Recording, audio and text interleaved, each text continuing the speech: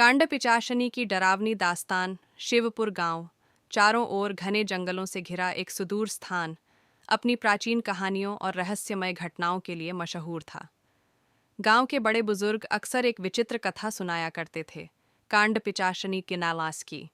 यह कोई साधारण चुड़ैल नहीं थी, बल्कि एक अत्यंत खतरनाक आत्मा, जिसे मरने के बाद शाप मिला था कि वह हमेशा जंगल के कांडों से जुड़ी रहेगी।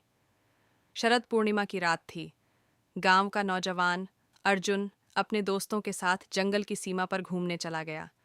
सबने सुना था कि जंगल के बीचों बीच एक पुराना पीपल का पेड़ है, जहां कांड पिचाशनी का वास है। गांव वालों ने चेतावनी दी थी कि उस पेड़ के पास कोई न जाए, लेकिन अर्जुन ने इसे केवल एक पुरानी कहानी मानकर नजरअंदाज कर दिया।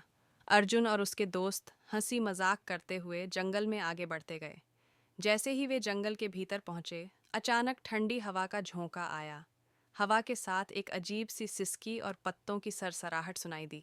अर्जुन के दोस्त डर गए और वापस जाने की बात करने लगे, लेकिन अर्जुन ने हंसते हुए कहा, डरने की कोई बात नहीं, यह सिर्फ हवा का खेल है।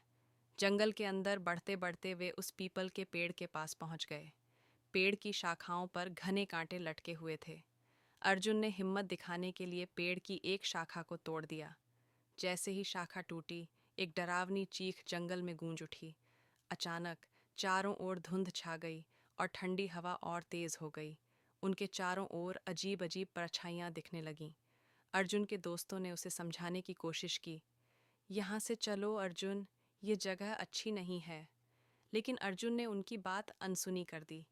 तभी अचानक एक कर्कश आवाज सुनाई दी, किसने मेरे कांडों को छुआ? सभी ने मुड़कर देखा। वहां पेड़ के पास एक लंबी चौड़ी और भयानक आकृति खड़ी थी। उसकी आंखें अंगारों की तरह जल रही थीं। उसके शरीर से झड़ते कांटे और खून टपकते हुए दिख रहे थे। यह वही कांड पिचाशनी थी जिसकी कहानियां गांव में सुनाई जाती थीं।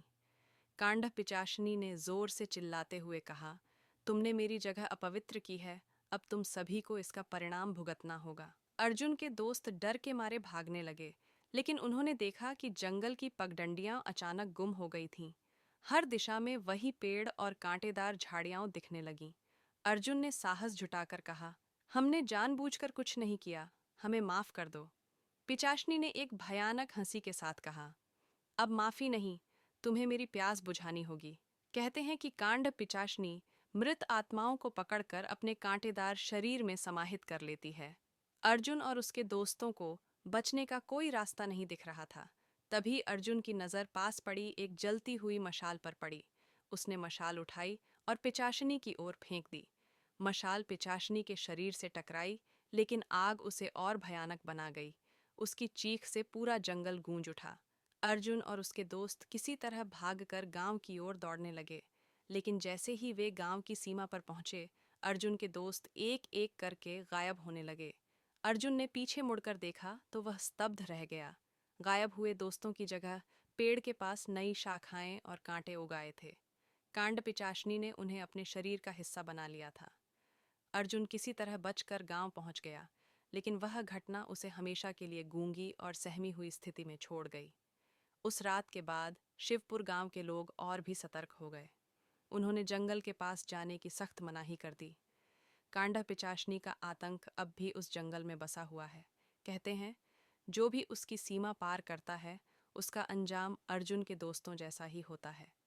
आज भी जब शरद पूर्णिमा की रात आती है, शिवपुर के लोग अपने घरों में दुबक जाते हैं और दूर जंगल से आने वाली चीखों को सुनते हैं।